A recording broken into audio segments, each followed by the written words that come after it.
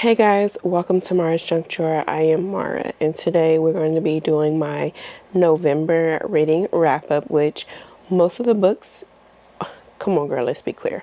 All the books that will be included in this video, I have already discussed in my Black November weekly reading update, which was released every Sunday. So if you want a thorough synopsis or in-depth of what my thoughts were on the books, you can go check out those videos. They are titled like week 1, week 2, week 3, week 4, and week 5 Black November reading update. But I do want to, for the people who did not watch those videos, this is just going to be like a quick little flip through of all of the books that I read for the month of November. Yeah.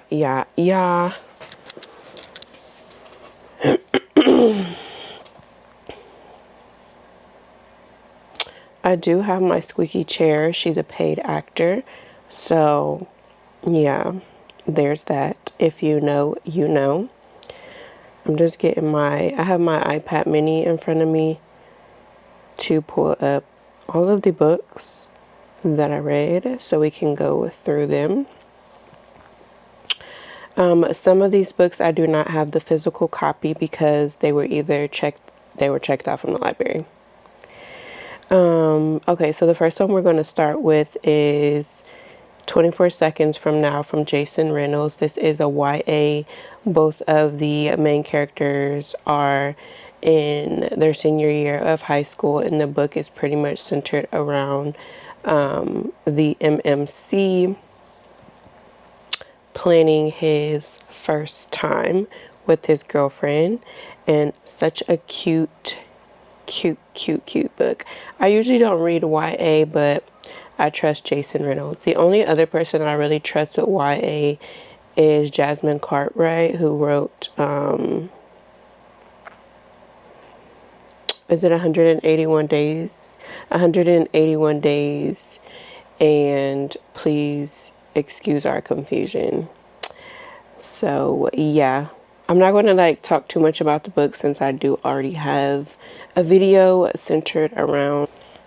I'm still getting over a cold, so that's why my voice might be a little up and down. And girl, I had a time last night. Okay? Nothing serious. I just went out with my friends and we had fun. And I'm only functioning off of 3 hours of sleep right now. So I think after this video, I'm going to go work out and then take a nap. I wish upon a star.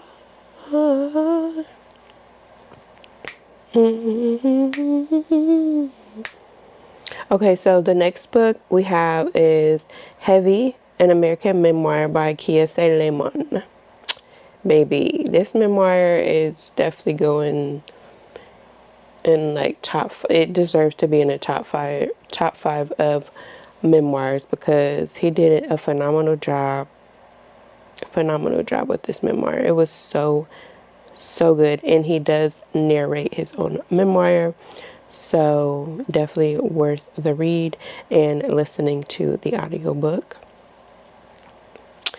The next book I read is Colson Whitehead, The Nickel Boys. Did this come out yet on Hulu? I can't remember what platform. Actually, not Hulu. I don't remember where this movie, I don't know if it was dropping in a movie theater or if it was dropping on one of the streaming services. But if it released, let me know because I have not seen any trailers or anything. I also don't turn my TV on that much, but usually YouTube will play trailers, but I have not seen a trailer. So The Nickel Boys is centered around a real reformatory in the state of Florida. Tananarive, her book The Reformatory, also is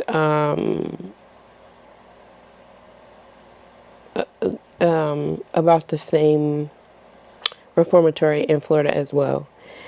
So Colson Whitehead, The Nickel Boy, his is centered around a little boy who was sentenced for a crime, and they sent him to the reformatory. So it follows like the brutal experience of him being in the reformatory, and it's extremely sad. Next, we have S.A. Cosby, All the Sinners Bleed. Great, great book. So this one follows, I read all of S.A. Cosby's, the rest of his catalog this month. So, is it Nate? All the characters are like meshing together. Titus. So this follows Titus, who,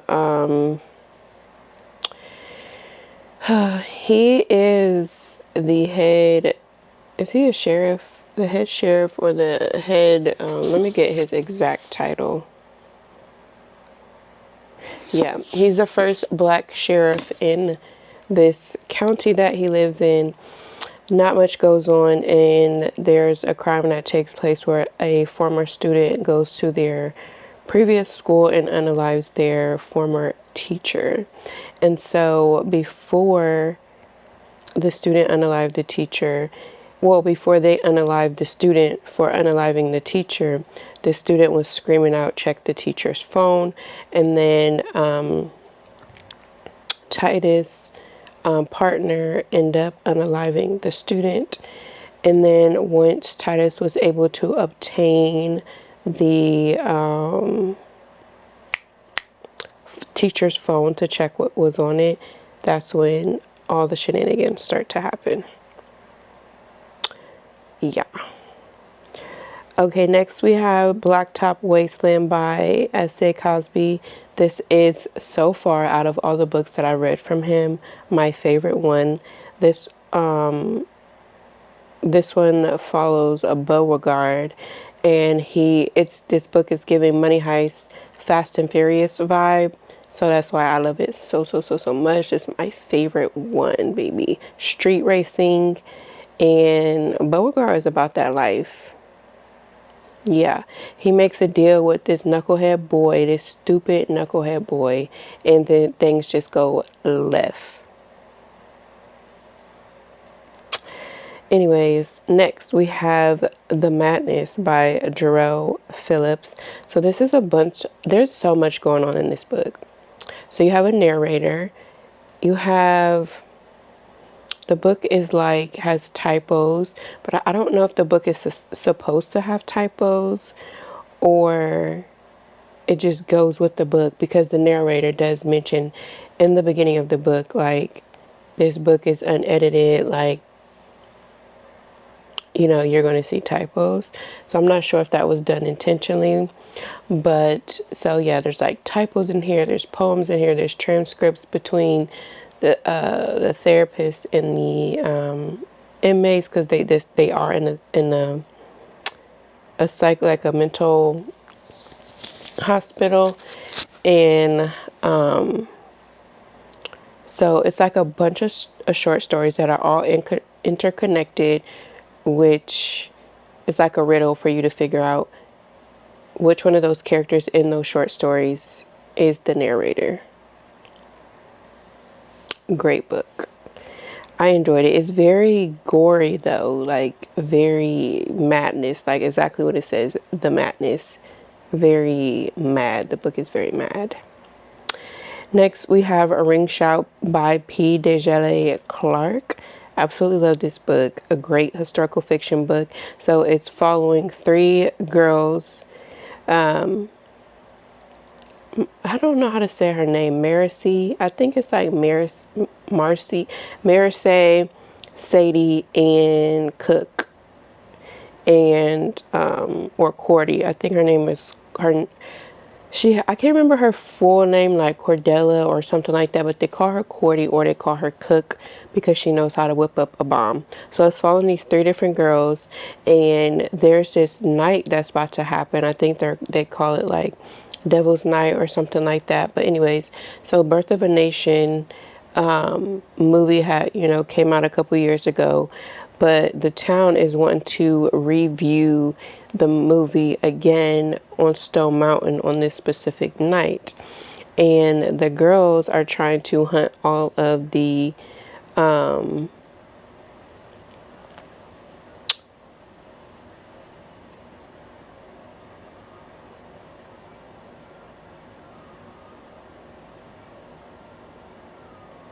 so the girls are trying to hunt all the, I can't remember Ku Kluxes.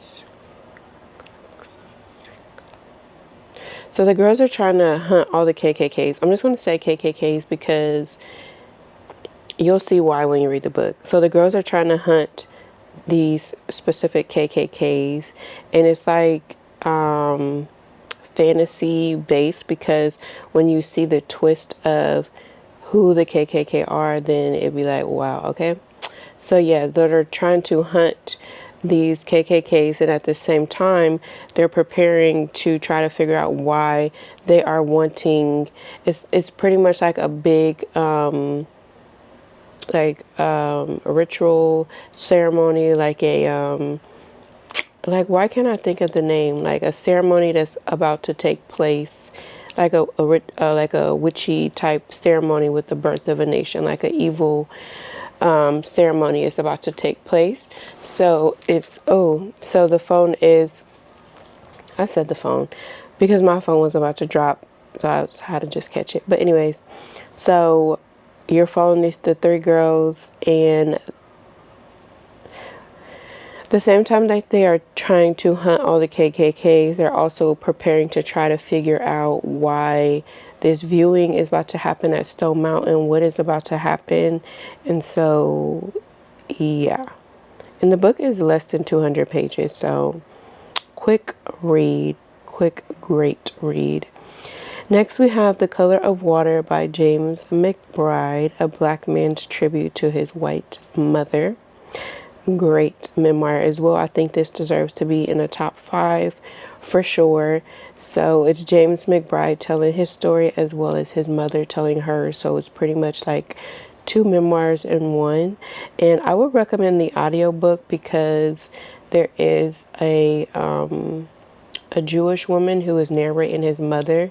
So it's like you get to feel his mother's vibe and then his vibe as well. He doesn't, neither one of them are narrating the book. They hired narrators to narrate this book, but it is a dual narration and phenomenal. Like, so James McBride is one of 12. So his mother was Jewish, married 2 black men, and had a total of 12 children.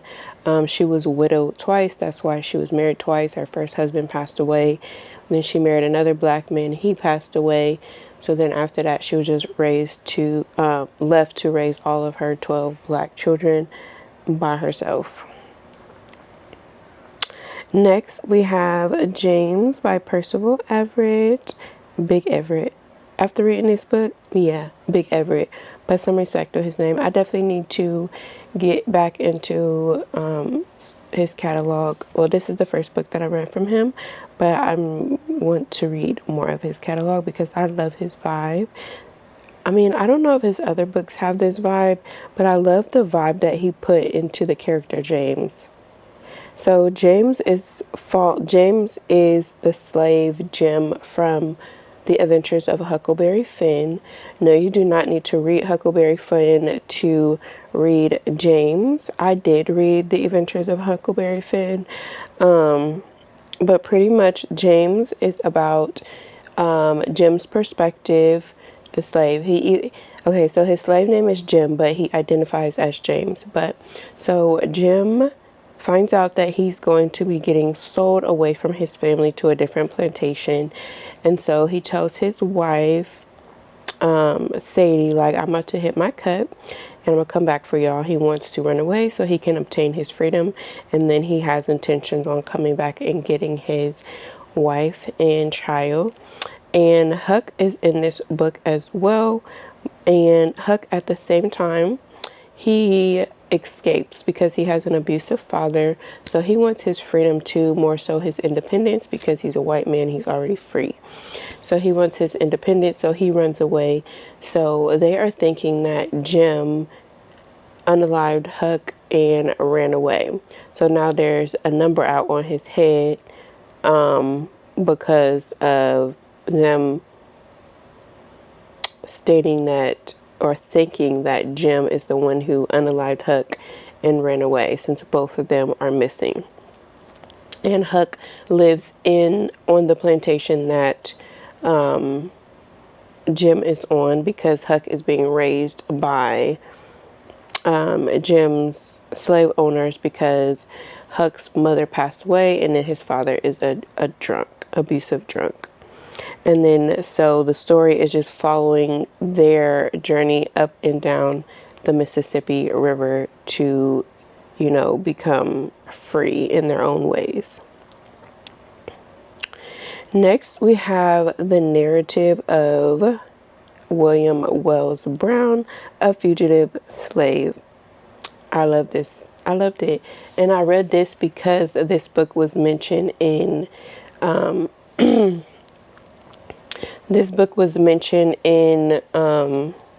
James by Percival Everett. At the end of the book, James, or Jim the slave, mentioned how he obtained a copy of the narrative of William Wells Brown.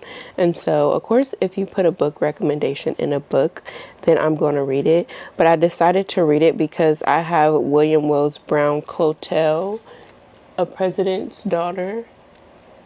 Oh, here it is. I have Clotel, A President's Daughter.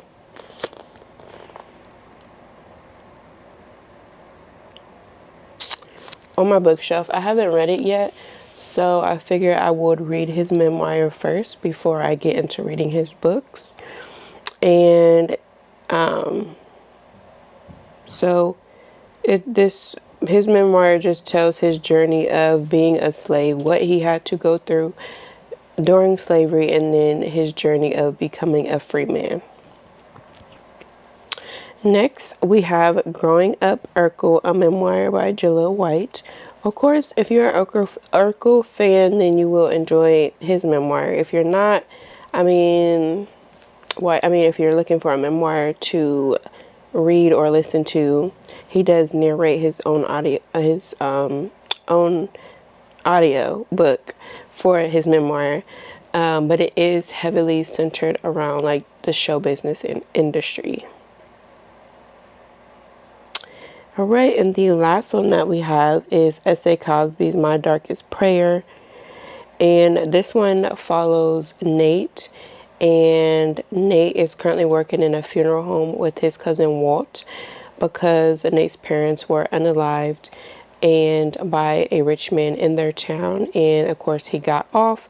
He did not have to pay a price for unaliving Nate's parents.